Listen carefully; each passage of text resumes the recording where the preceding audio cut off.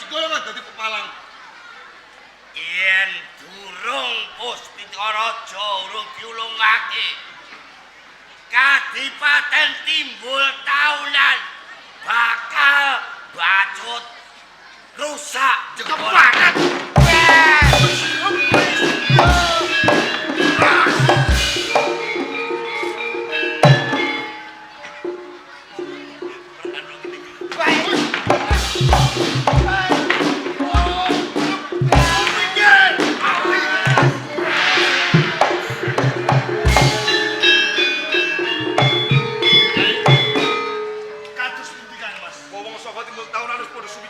Joko perpet oning tapel patus Joko.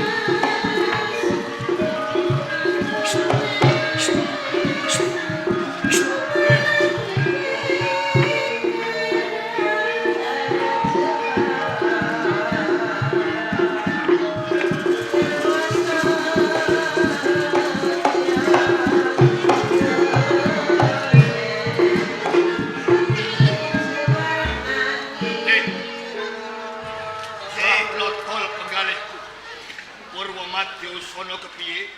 Sampun perang Timbul Taunan lan Jenggala.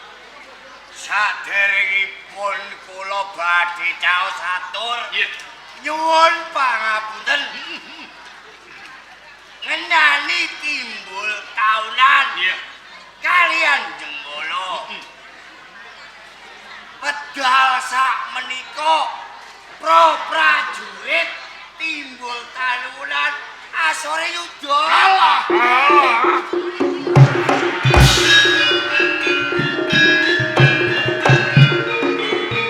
Bobosan angsati.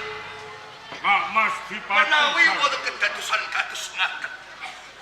Kula kedah tumindak kados sampun cetha. Ing ngarep aku lak wis kondo. Raja Jenggala iki angel dirubuhake kelawan negara liya. Jalaran darbeni Buntuah Pustaka Raja. Ya. Kanthi dalan siji buntu gagal wijar datan oleh kami. Jeneng wong perang ki yen ora menang ya kalah. Oh nggih, nggih. Ning jeneng menungsa urip kuwi kudu diwenangake budidaya ikhtiar. Senajan kalah mengko bisane menang ki kepiye? Iki kudu nganggo cara. Nanging nuwun sewu. Menapa badhe pikantuk kamenangan dadi paten Timbul Taunan jalaran kathah wilanganing para prajurit kang sami dados korban lajeng bapa badhe ngagem margi kados pundi Bisa kasembadan. pripun Apa sing dadi kekarepanmu? Sira darbe guru cantrang jati ora rugi rapat. Mergo aku kuwi pabrike akal gudang wicara. Yo.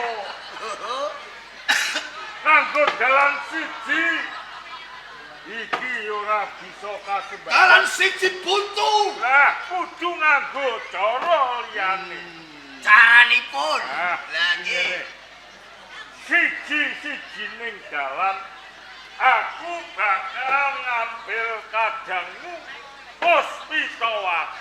kagem menapa Ayo kanggo srana mengko dimen bisa dheweke nyolong Pustaka Raja Bintuah ing Jenggala. Mboten. Menawi menika sarana Bapak guru badhe ngampil dumateng kadang kula. Guru, Iya. Kadang kula niku pawakan wanita. Grubyok kabutan pinjung menelung kabutan gelo bebasan. Senopati kan jagol-jagol kemawon. Mboten kuwawi napa malih kadang kula pawan wanita. Nama Sipati Kang Goropati. Nggih. Kadang ira Puspitawati iki ora ndak kongkon maju perang ngadepi senopati utawa para panji ing Jenggala Sura. Lajeng Ayo aku bakal gawe karti sampeka. Mengko kadangmu bakal tak dandani. Wujude tak ganti lanang. pripun?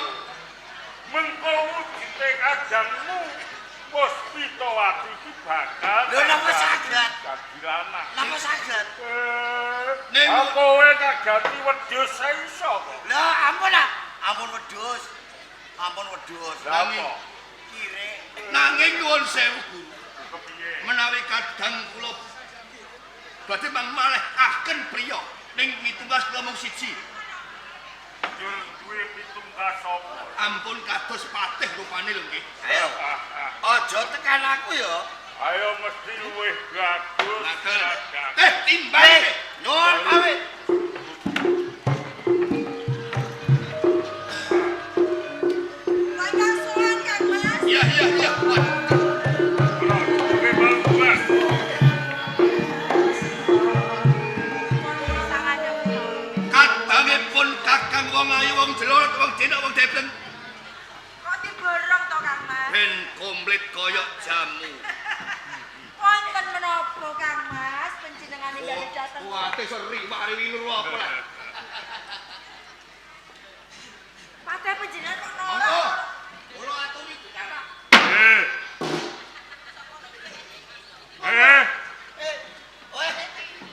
Malah kesurupan. Kursinya teng mriku. Monggi. Monggo. Patut ki yo ning kono to kok ning tengah kono. kaya Ben luwih cedhak luwih Nah. gamblang gone ngrungokke.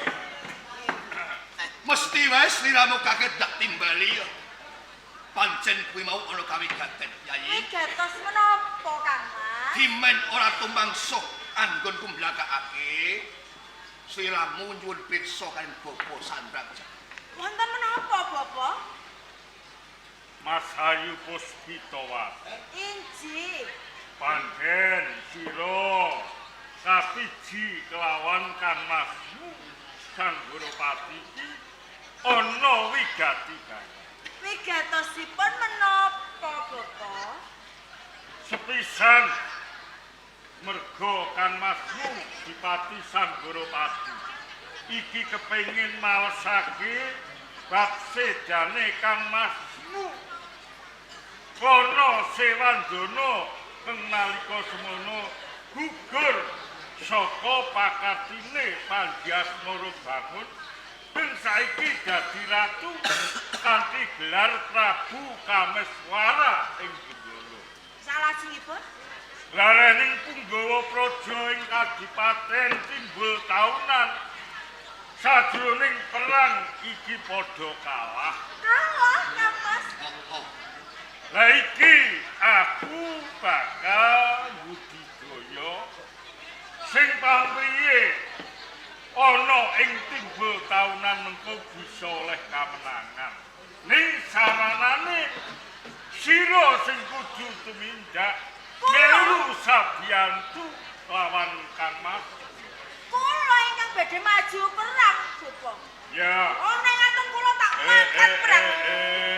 Awas sisik. Ojo Pripun? busak-busuk. Jarene kedah kula ingkang tandang gawe mungsuh kalian tiang-tiang Jenggala. Senajan kowe iki wanitaning prajurit, nanging yen to sira bakal mangsah yuda ngadepi wong-wong Jenggala ora bakal bisa menang. Lah iki kudu nganggo cara. Ing mengkone kowe bakal ndak dandani. Wujudmu tak ganti priya. Mangke rumiyin Bapak, lho kula niki sampun wujud putri kula ayune Denak Deblong Lho kula kok didandani cara priya-pripun Kang Mas? Iki kanggo syarat sarana. Kira-kira didandani priya niku kira-kira bagus napa mboten? Wah, ya mesti. Lah nek kula didandani Allah ra terus malah pripun? Ki mesti wae ing mangkone. Wong wujudmu kaya ngono ayune kaya dening widodari. Kengejawan kok ana ngarsa pada. Mesti ya praupane luwih bagus tinimbang patih kuwi tok. Tekan aku neh yo. Patih kok mripate sabang kabeh aja kenapa? Karipan. Ngombe batu. Iwangi lontong. Bapak, Hospitawat. menawi sedaya pangandika panjenengan bilih kula kedah didandani cara priya, kula ndherekaken kemawon. Wis saguh. Kang supados kula saged sabiyantu kalian kadang kula pun kula sagah, kula pasrah dhateng Matur panjenengan. nuwun. Yen kaya ngono ayo tak dandani saiki. Mboten dirapal yen. Ora Rapal usah. mawon Bapak. Kono ae ya. Nun, Nang buri kono penak ora usah ning kene. ngoten. Iya. Walah. Ayo.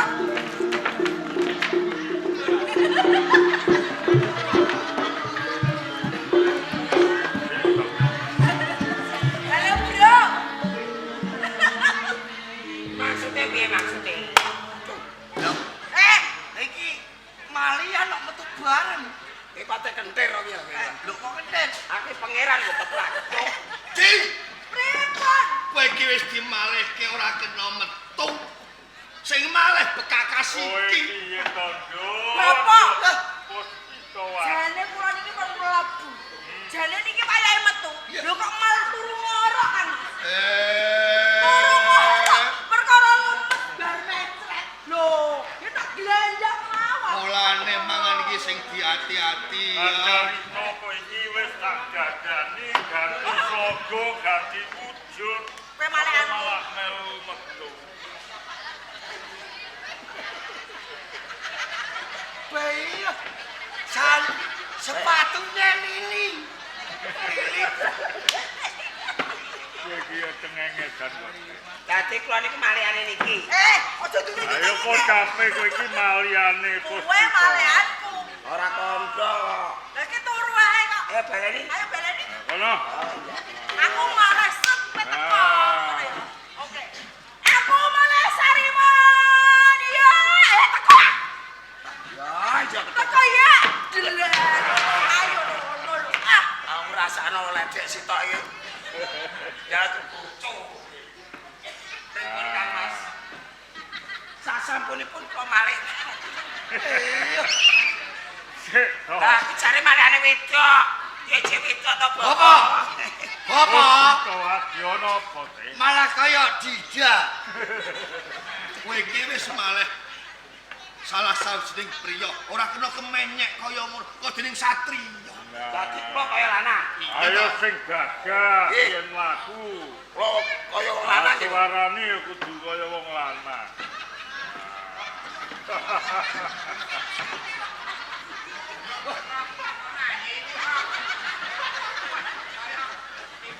Iku Bapak. Ya, Apik.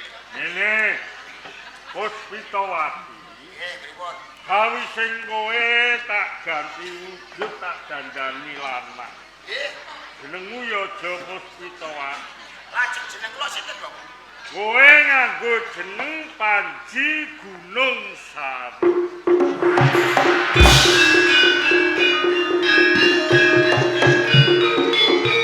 Eling ora? Jenengmu sapa? Sapa? Panji Gunung Kemukus. Kok gunung kemukus, Kemukus Sembrono. gunung Gunung sari. Sari. Gunung Sari. Panji Gunung Sari. Gunung Sari. Panji Gunung Sari iki putra Ratu Kediri. Kuwi kadange Sekartaji ya Galuh Candra Kirana garwaning Prabu Kameswara Ratu ing Jenggala. Lah mengko kowe tumeka ing Jenggala ujug-ujuga ning Taman Tambak Boyo. Lanjut. Ayo golek ana si Sekar Taji. Neng kono mesti bakal kowe dianggep kadange si Gunung Sari. Ngoten. Lah kowe kudu matur Pripun? yen tekamu ning Jenggala iki diutus lawan ramamu Prabu Lembu Mergadu. Mergo Kediri iki lagi wae kena pagebluk.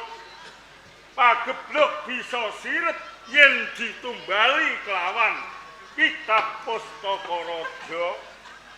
Nah, kowe rewa-rewa kandha yen diutus marang Sudarmamu ngampil kitab Pustaka Raja. Oh iya. Mengko mesti bakal diwulungke kelawan kowe. Ngoten. Bocian, elek ora kowe. Ra ijo ni. Kowe iki Gampang lali iki kowe. Nggih. Sesuk pecat patehi. Pripun? Ayo mula iki enggal tindakno tumuju ning Taman Tambak Boyo Jenggala. Pamit kelawan Parang Mas. Iya. Kula nyuwun berkahi pangestu. Sing ati-atimu muga-muga kelakon jongko jalatimu. Gawa arane Pustaka Raja istana. Bareng kok. sing gagah. Monggo. Ah. Kepala kaya robot. Yen tak pasti Iki kari ngranti sak tungkapan meneh Pustaka Raja bakal tumiba ning astana. mila kanthi menika monggo. Kebias Pan. Nuwun Mas. Monggo kanthi. Ayo ayo.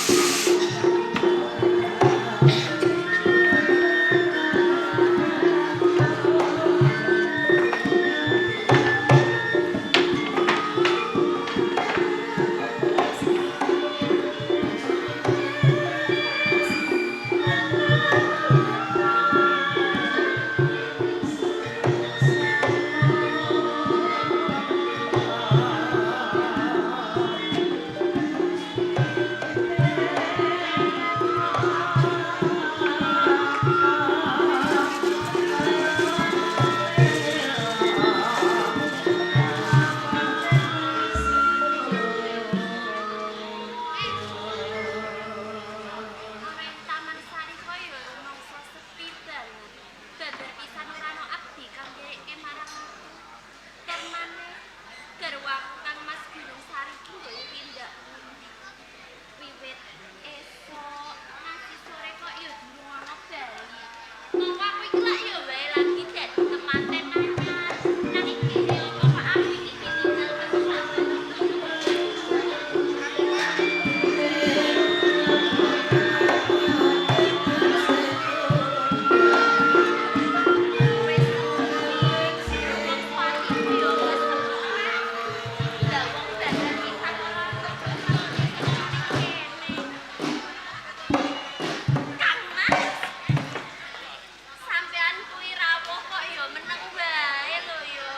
Aku wedi nek kejelungup. Lah sampean oleh nukokno sandal keduwuren. Jadi mergo sandale sampean wedi. Iya, ngene kok dak ireng ta apa mosok sandale nganten nok ping. Ya ora apa-apa lah wong iku sing apik kok ya. Aku dadine ora iso. Sampean iki hati-hati. Oh, alah ya Allah Gusti, ya Allah Gusti.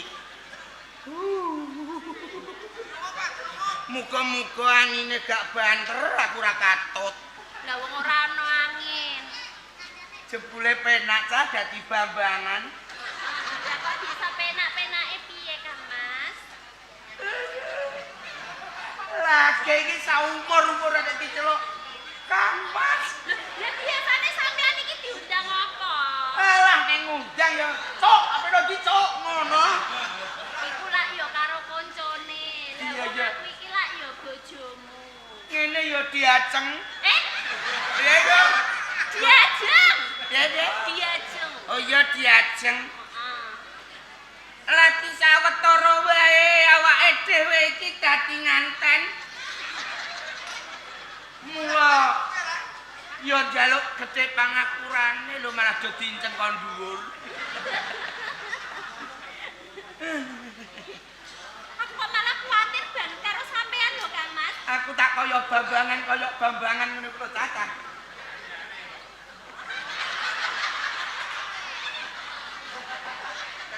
Ning lagi lho yo sing bagus aja kaya wong sing wis lagi bar sunat ngono. Anjek ku rak tak tegik-tegikno tak ganteng-gantengno ngono ah. Ini lho, aja kaya robot. Terus Jadi wong lanang iki sing gagah pideksa. jake contoni mlaku. Contoni mlaku jake. Wah, aku dikon nyontoni. Iya no. Ya aku iki wong wadon kok. Yo yo ora apa-apa sapa ngerti. Gatel ora umum. Kok jak sampean iki Sapa ngerti? kok tenang. Piye wong iki trek kabeh urung ilang kok, Dik. Pancen ora ketang piye karo aku. Dadi manten sing anyar. Aku malah kuatir karo wong kene. Aku iso mbok tuntun kaya ame mbok sabrano. Ya sampean iki mlakune moyang mayo. Mosok kurang mangan ya wis mangan enak.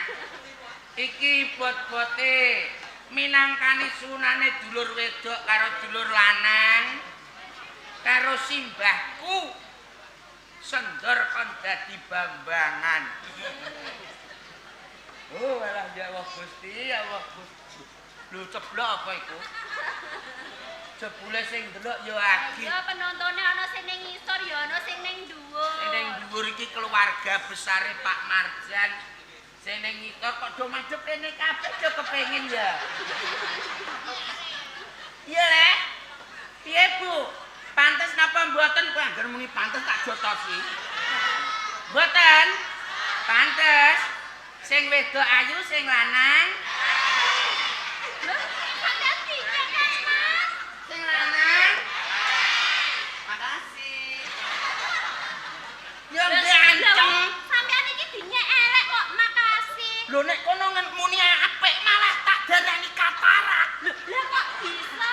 Trai aku eleke. Masa ana wong elek diuneni ganteng. Oh iya. Gandrung.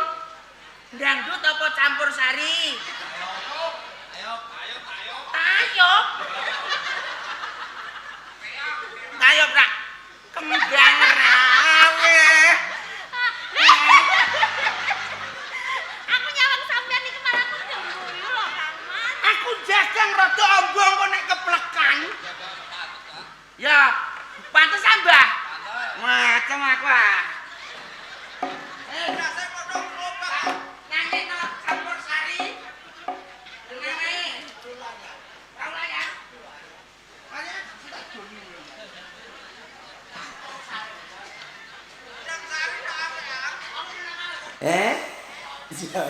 Ya. Sapa man sampeyan njaluk dina? Oke. Awar lho. Bojoku sawan gen dituku nggo tuku kiranti. Lah, Kok tuku piranti? nganten anyar kok pempesan. Aku nganti bingung lagi deres-derese. Aku yo deres-deres lagi deres-derese. Deres olehku pipis. Ya, apa nih?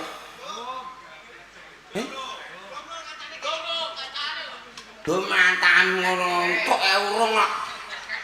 Awan ndik nang. Iya kalau wis dicawisi. Ana celurit, ana pedang nang berdengah. Enak ya tidak. Sumpah lho sae. Engko tak lebokne susune bojoku. Sapa sing wani njupuk iku berarti kudu wundune. Dinak.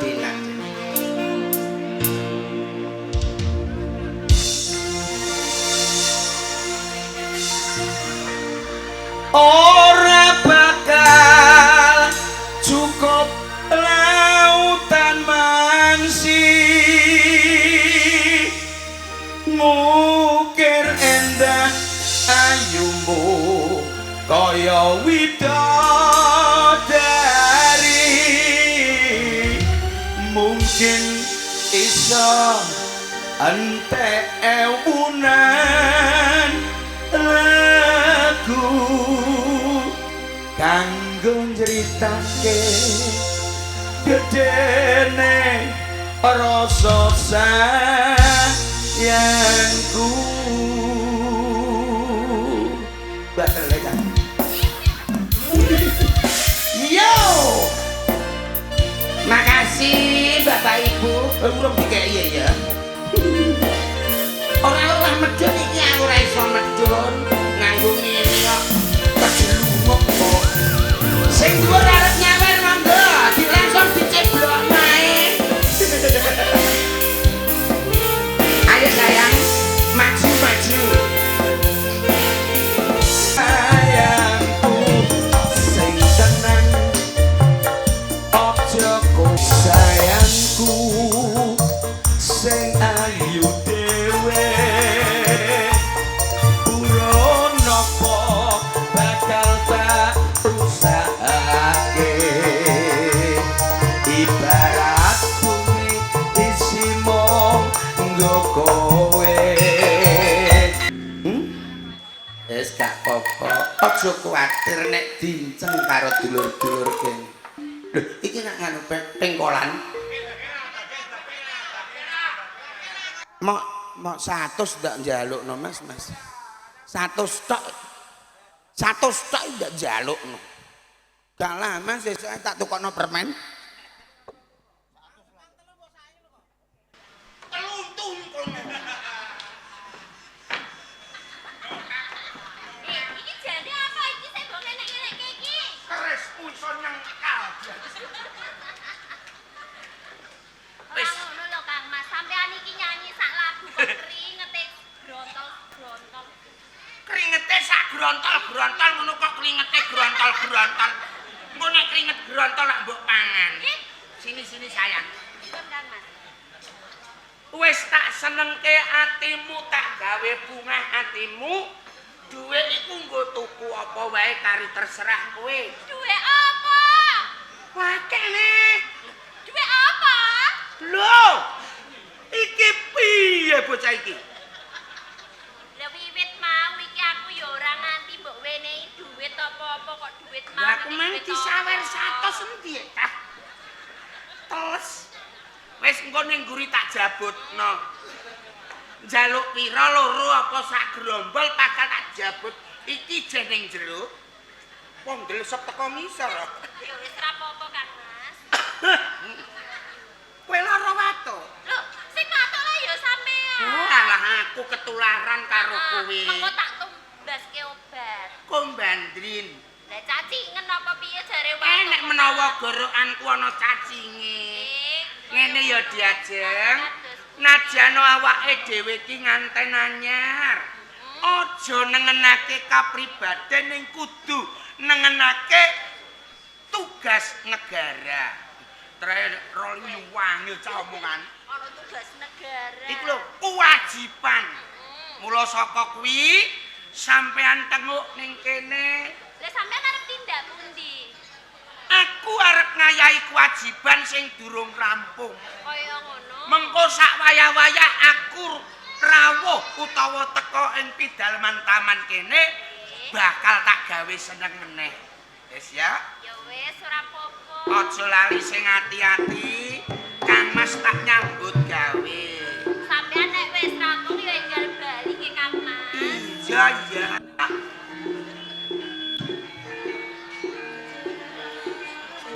Ora kene. Kok nek aku teko ngisor boco-bocone. Atos-atos nggih. Ya kowe gembok-gembok ning kene ya.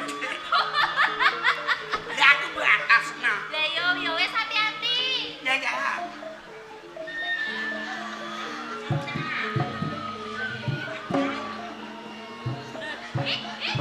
Jadi sampean iki arep ngayahi kewajiban. Petengku lesu. Aku tak mangan dhisik. Tapi kamu iki durung masak lho Kang Mas. Lho lah sing tutupan abang iku mau. Apa? Ora sambel. Ora. Ora ya kok nyokoti lambeku jebule semut gramak.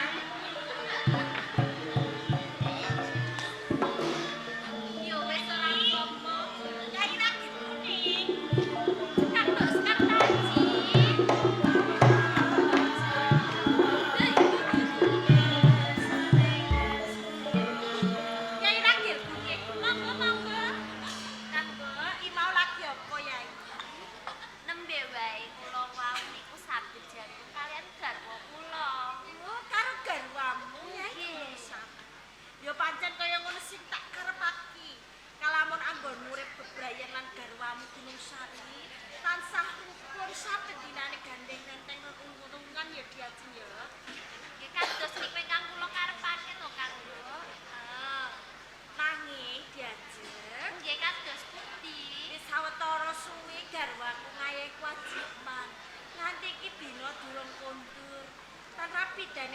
tak rasaki. Aku uga kangen banget karo garwaku kok diajeng. Dipun rantos sak pertawis Kang Mbok menawi garwa panjenengan tasih ngayahi kewajiban. Kaya ngono.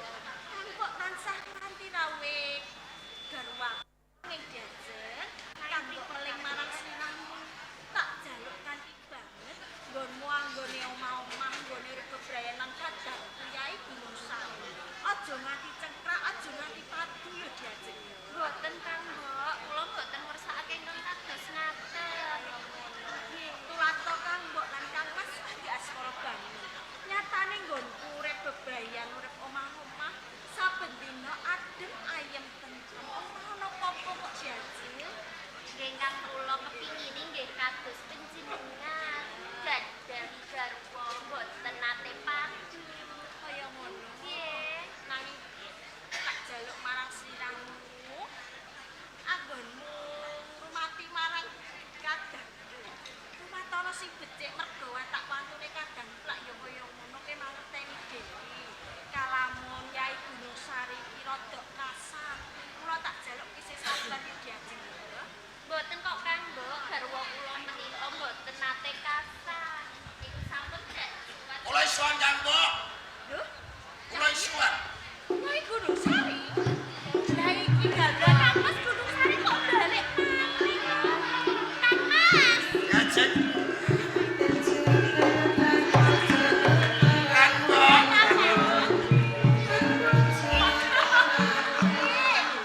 apa banget kangenmu karo Kang Mbok?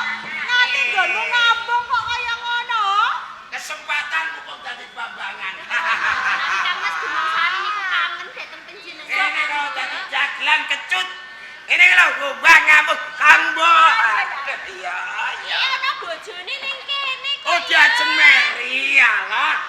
Ini genep sesasi lemu awakmu. Sarene garwamu iki rampung, kono galike ujukan Oh kados ngaten. Ya. Enak.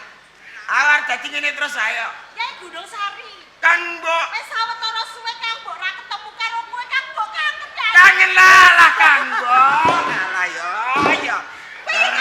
Kula nggih kangen. Aduh. Dene. Bojoku sawilah ndelok ora ya iki. Lho sik.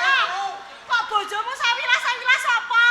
Cara sawilah iso tak ijol kowe ya. Tenang.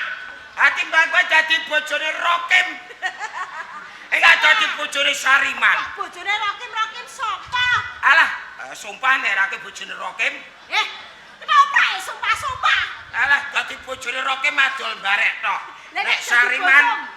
elek lah nek lak setia. Tenan apa piye? Rokim iki wedokan tok. Ngono. Nek iso Rokim pegat, untuk Sariman. Apa wae sithik kok nyelekit? Kowe dadi bojone Sariman. Ya. Adus tak dusi, Atus produksi. anduk tak anduki, Waduh iki. salin tak saleni, Salene. katok tak katoki. Waduh. Alah, tak ngene to, segere. Rokim ning buri ora roh. Cara roh ya sikat. Seka. Kambok iki lak wis suwe ra ketemu karo kowe, mbok yo kambok iki dipangku to, Eh. Di. Tenang ae, Pangku ya. Rokim awake kuruwe kok. Gede kowe. Di aku lemu. Wah, ya jeng, jak weh, matekne wong. Aja mbok blegos sikilku koklek. Ora iki tak anggang-anggang. Waduh. Apa iki? Iki apa? Sung-sung. Apa tak ajar ngono? Ambok depi ngene anus aku wae. Apa sih? Ngene kok lah. Iya. Sayangku sing kayu dew. Ala jot Rokim merasa digagas. Rasa gagas ya. Entuk ijo Sariman. Entuk Sariman. Gagah Sing Piteksono. bagus gagalan Dateng di Sayang. sayang.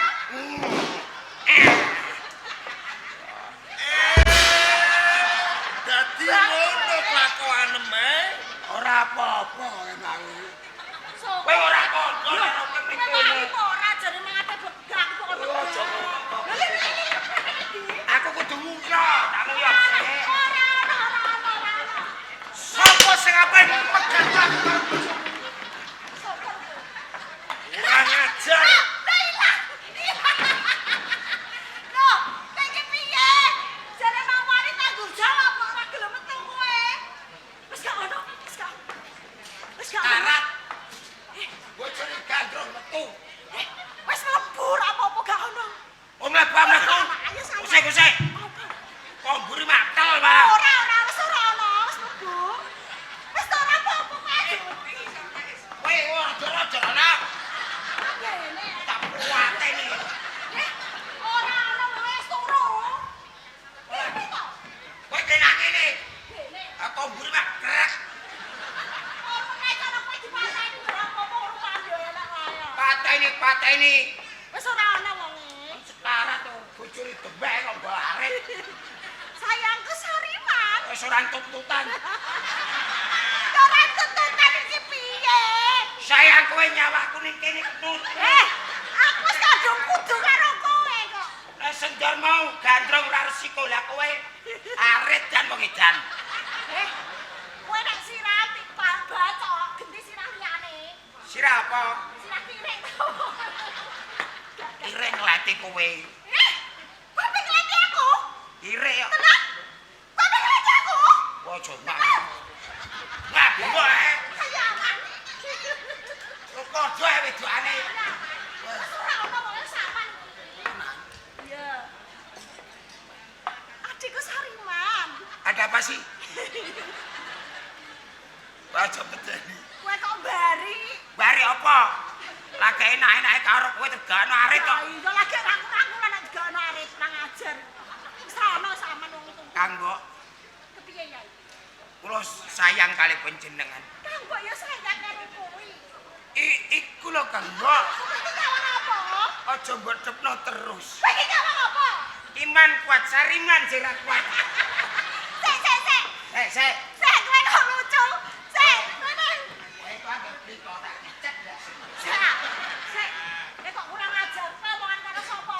Sesuk nek didikake tak ijelno. Iki. Ora dicano ya ora. Ya bocah endi? Iku. Apa? Ayo. Rese. Kanggo Kepiye ya? sakjroning manah kula. Aja nangis. Sing nangis sapa? Kenapa nangis? Kowe kudu ngemiki aku terus kok. Lah aku kudu ngemiki terus kok. Aku nyawang rupamu koyo bayi lambem ngene-ngene kudu mik kok. Masa aku koyo balita. Bawah 50 tahun iki. Aku ki nek nyawang lambem iki kudu tak jiwet ae kok. Alah, pengen mencari jalan ya. Ora. Lambeku kaya arep lo ati lho, Kang, Mbok. Masa iya? Cara ambe kamel. Lah kok nek aku kecantol kabeh piye? Apa? Lambeku nek kecantol. Pae untuk merongos. Yo. Ora malah kaya wis isa-isa. Sik to, Yai. Kok kowe temeko nang Taman Sari nek Kambok iki ana perlu apa? Menika serius aja guyon. Ora. Ngeten lho, Kang, Mbok. Yen omongan ki yo ngadep karo Kambok. Isin no. Madhep rene. Kok madhep rono sing mbok sayang sapa? Raiku. Alah, yo aja. Mbok kan ngedepi show terus. Kowe iki kok susah-susu terus to, Man? Lah sampean ngejak omong perhatian kok ting mriki kok. Nyawang ki nyawang Kambok, nyawang rene Kambok. Disawang, Man, sawang. Ih, aku kok wedi karo kowe. Ora dibacok ndas. Aku kok nek bobong tenang malah. Alah, damu sithik Pak. Tulung ta. Alah, kowe menahan aku sing rekoso. Alah, barang maktul ngono ta. Apa? Kula suwan wonten ing negara iki iki lho. Ya, gobloke. Kowe mah diwasi apa ora? Ora tau dadi nyenekan. Ya wis takok sik ndi? Wis pokoke negarane Wahyu Manggolo ngono ae. Terus, Ora ngapal pokoke ngeling-eling stres aku. terus. Nganggo ngenekan buatel kabeh. Pancen iki kurang ajar. Lumrahe sing dadi bambangan iki gede dhuwur. Rupane bagus. Lho rupa kowe bekecok iki dadi bambangan. Ya. Ketoprak iki mbok ketoprak apa? Wong dagelan kok iki Ngene ana dadi bambangan. Wis ora apa-apa. Ora apa-apa ya. Dianggep aku kaya bambangan asli. Kang Mbok, Kepiye, Yai? aja ngono. Wong kene ora seneng karo kowe malah wedi nek ngono kowe. Aku dhewe gila. Kanggo Kepiye Yai? suwan kula wonten ing gone sampean iki. Jenggala. Jenggala. Kula diputus Kanjeng Rama. Diutus Kanjeng Rama. Ing supados.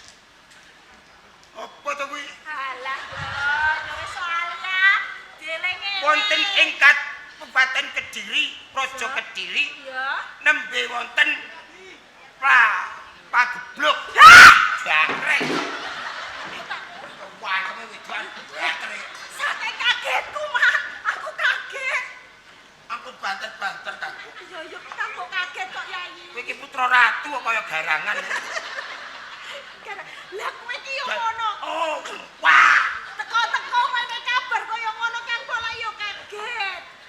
Alah lali meneh lah. Ganggu ae. Wonten Praja Kediri wonten pageblok. Ana pageblok. Esuk loro sore mati. Sore loro esuk mati. Waduh, lah kok kaya ngono to Yai? Iku saged mari nek wonten kitab Kitab apa? kitab Kitab apa? apa to ya Ya. Wingko Jongko Eh. Iki lakone apa? Kok ana wis Jongko Jayabaya? kitab pusaka iki lho. Lah ya pusakane apa? Apa dalane wong gak tinggi no. Ya wis takok sik nek lali. Kitab Pustaka Raja. Oh. Dadi tekamu ning kene, kowe arep ngampil anane Pustaka Raja. Dipun kapuri ngampil kitab Pustaka Raja mulai sak mangke wong-wong Kediri bukan kena penyakit apa mau pageblok Ya. mati kabeh. Ngono. Kemudian nek ini ku iso urip neh. Eh, Kok tak balekno sesuk nek ora tak terus nggone ora ana wong mati kok iso urip neh. Niku tombone mung kitab Pustaka Raja menika kan. Dadi tenan. Nggih. Kamu ning kene arep ngambil Pustaka Raja. Pustaka Raja. Ngene yo Yai. Mergo kowe sing kadang sing banget tak tresnani. Mula kowe bakal tak ampili Pustaka Raja. Kula saged dipun upili mboten menapa-menapa. Kagem apa to iku mataku nyaran itu terus sae. Pustaka Raja menika kan. Nanging ana syarate. Syaratipun menapa? Kanggo njaluk ambung Yai. Ambung terus. Dene lak wenakanku. Kowe asine ora njaluk aku golek perkara. Kowe aku dibacok roke ngono. Piye? Ning. Ora. Piye Yai? aman. Awan. Wong ngene mburi. Ya. Aku jamu sari matenan. Aku jamu sari matenan. Kesempatan kowe nyambung aku Oh iya. Nek ngisor tetep dadi perkara ning dhuwur kan milik umum. kurang ajar. Sesuk aku njaluk lakon iki neh. Nek ora do trimo kabeh tak pateni. Pateni. Kabeh. Biasane iki sing ngambung aku lak wong barek. Eh. Lho dino iki sing ngambung aku rupane kaya kethek. Ora sayang.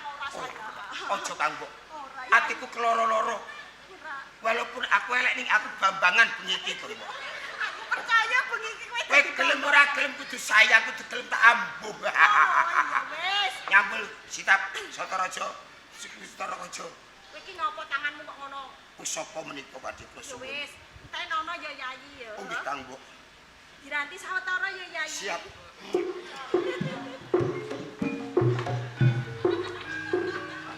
Sinau.